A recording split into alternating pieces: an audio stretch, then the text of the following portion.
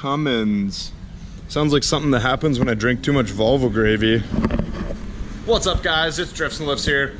Welcome back to the Drifts and Lifts Epic Volvo Drift YouTube channel.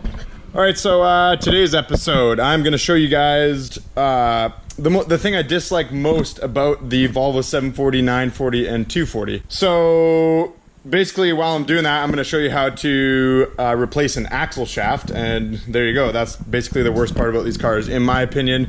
So over the years, drifting these cars, off-roading them, just thrashing them in general, I have not really had, you know, for the most part, they hold up pretty well.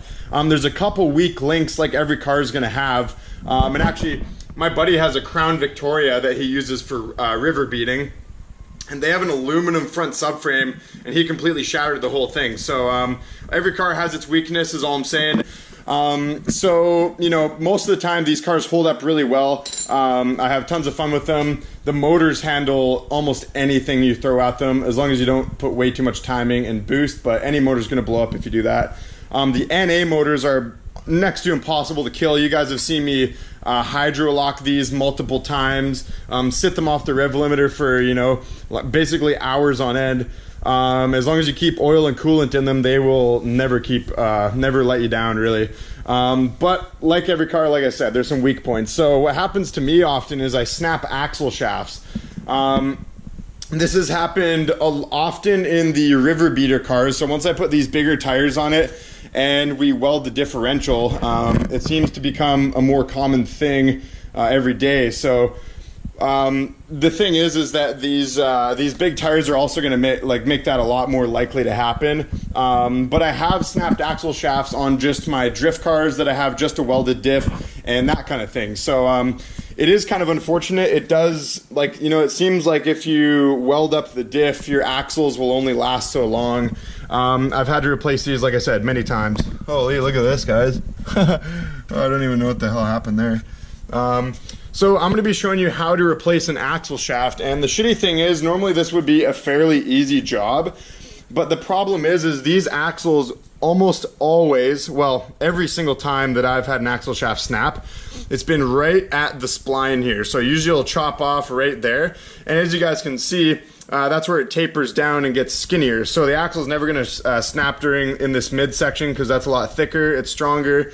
The axle's always going to snap here, and the terrible thing about that is once it snaps off there, this little stub of spline is going to be stuck in the differential. So the only shitty thing about that is you have to pop the diff cover off and kind of fish it out, and that has in the past been a huge pain for me. Some other guys were saying you could get a magnet and like stuff it all the way down, and then hopefully like grab the axle. You need a really strong magnet. I have tried that, actually. I've gotten a couple different magnets just that were kicking around at Post Haste Performance when I was doing a job one time. I stuffed it all the way down there, and the magnet just didn't have enough strength to be able to actually pull out the spline from the diff. The spline will be kind of locked in there just because what happens often is they actually twist. So over time, these splines will kind of twist, and me and Jake have pulled these out. And the spline, it's crazy how much flex this metal actually had before it snapped. So one thing that I've actually heard from a friend of mine in Sweden, he has a really high horsepower 740, and he says that if you drill down into here really far, so you want to go like all the way down, like it looks like they're drilled in a tiny bit from the factory, but you want to go all the way down like to here. He says that makes them stronger. So I've never tried that. Unfortunately, I don't have a drill here today. So I don't think I'm going to be trying this today, but next time I snap an axle shaft, game on, I got to do something different because it's kind of a pain to keep replacing these. So let's get into it, guys. I'll show you how to replace these axle shafts. Not a terrible job, but you know, it could happen to one of you. And you know, it's nice to see kind of how to do it. So we're gonna start off right here. Our first thing we're gonna do is remove our brake caliper. So sometimes these are, there's only two nuts holding the brake caliper on, or sorry, bolts I should say. Oftentimes they are like a 13, sometimes they're 17, sometimes they're an Allen key head type thing, jing jong wing ping. But yeah, so right now it looks like this one is a 17, I think. Could be wrong, it could be a 15 even. So I'm gonna get that brake caliper off, and then we're gonna pull the brake rotor off, and then it's gonna open up some stuff. We're gonna have to detach some of the e-brake stuff, and then there's gonna be 4 bolts, and then we're gonna slide it out. So I'll show you guys in a sec here. All right guys, so once I removed that caliper with the 2 17mm bolts, all I did was I took off the rotor, so the rotor literally just slides right off. Here it is right there. Actually, one thing I should note is I already took these out, but there is a wheel set pin that will screw into here. You'll have to take that off before the rotor can come off, but that's the last thing kind of holding the rotor on. So now we are at our e-brake stuff. So this is actually always the biggest pain in the ass out of this whole job. So as you can see, if you're not really familiar with these e-brake systems, it's a drum style e-brake, like most are. As you can see, it's held on by these 2 springs. So there's got one right here and, and one on that side. So what we're gonna have to do is, what I usually do is I found this little hook tool that I bought. It's like a really skinny little hook, and I grab the top of this spring, pull it up, pull it out through that little hole.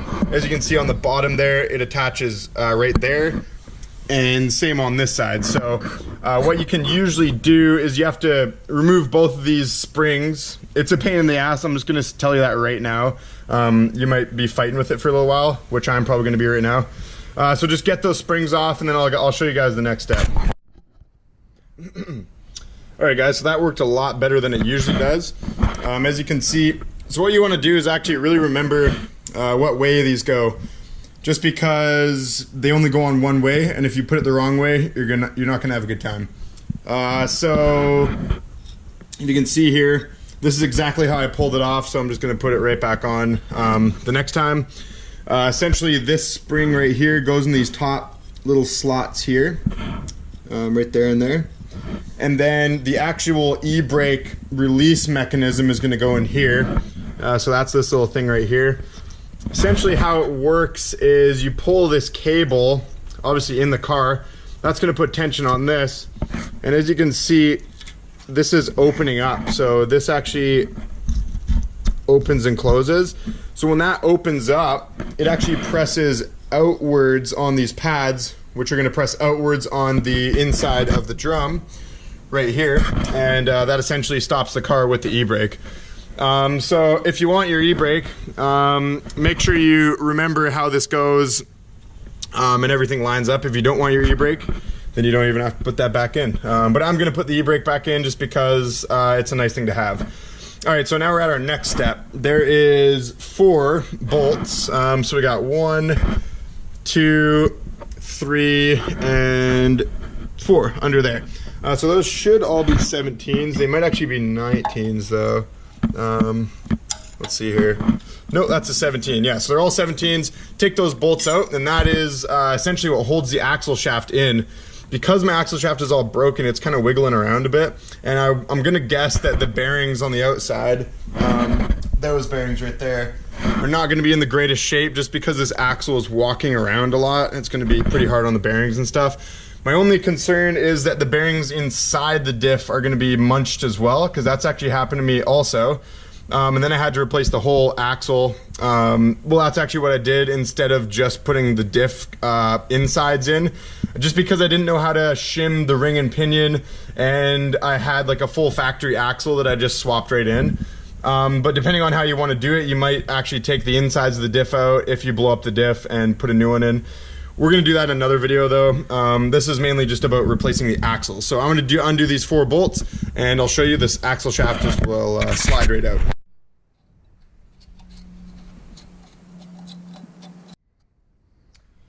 Alrighty, so axle shaft is out. Just takes a little bit of force.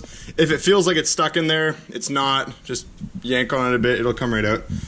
As you can see, the seal, actually, the axle seal right here, got pretty mangled just from the axle kind of walking around a bunch. So if I slide this out, let's do that right now. And there you go. Typical spot for this to break, right at the end, like always. So yeah, if you take a look at how that actually broke, it actually sheared off pretty damn good.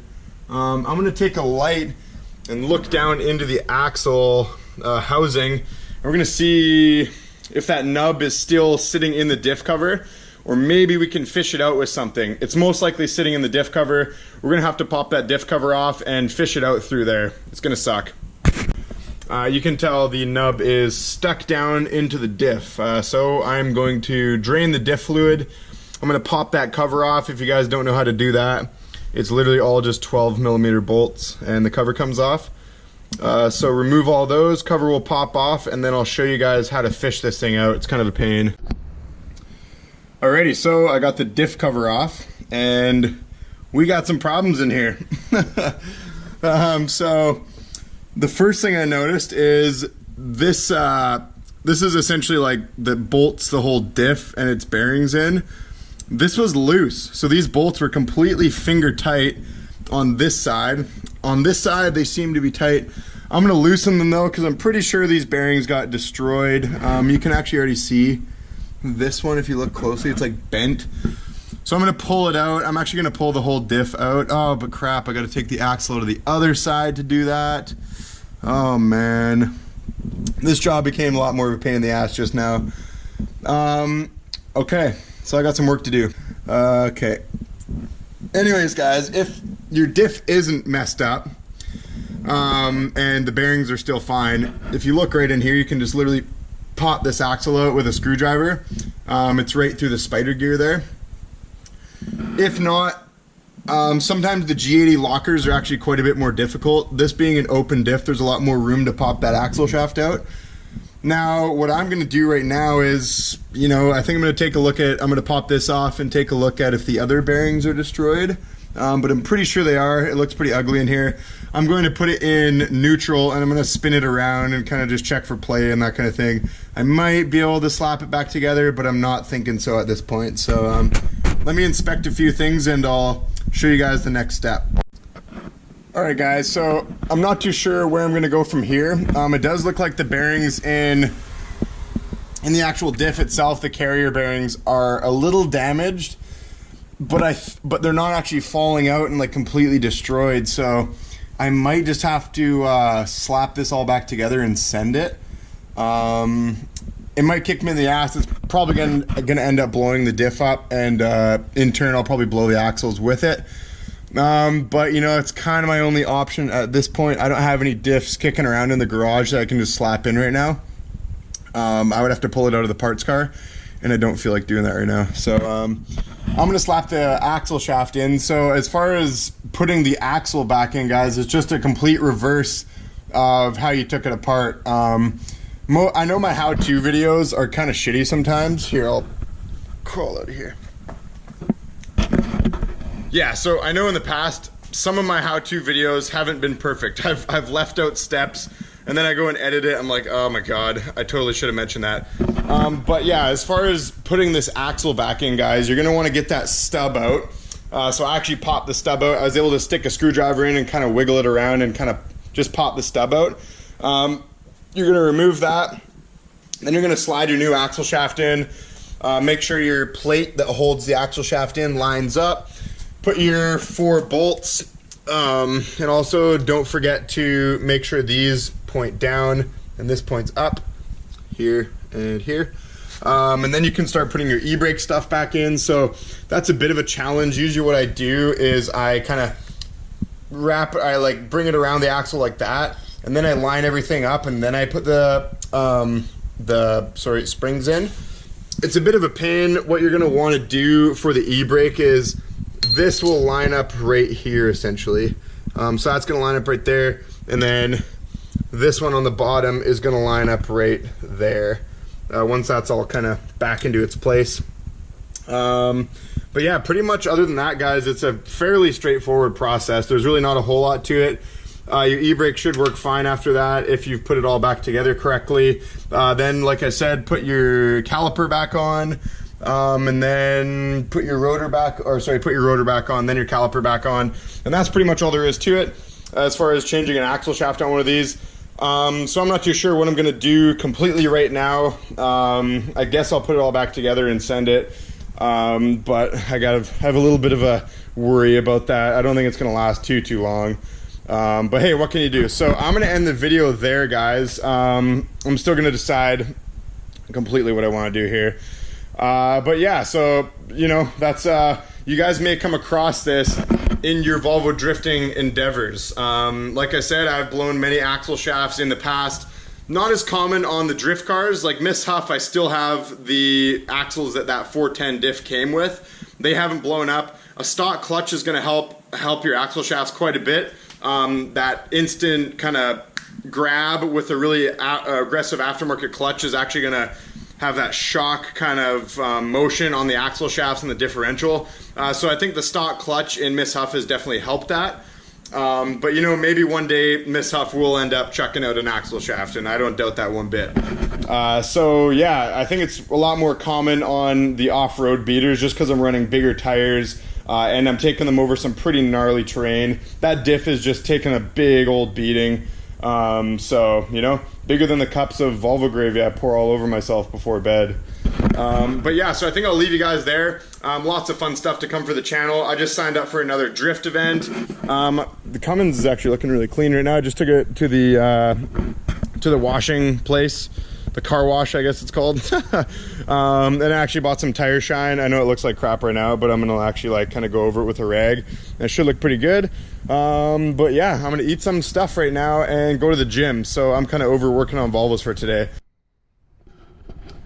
Like and subscribe for itty bitty Volvo titties. Peace out.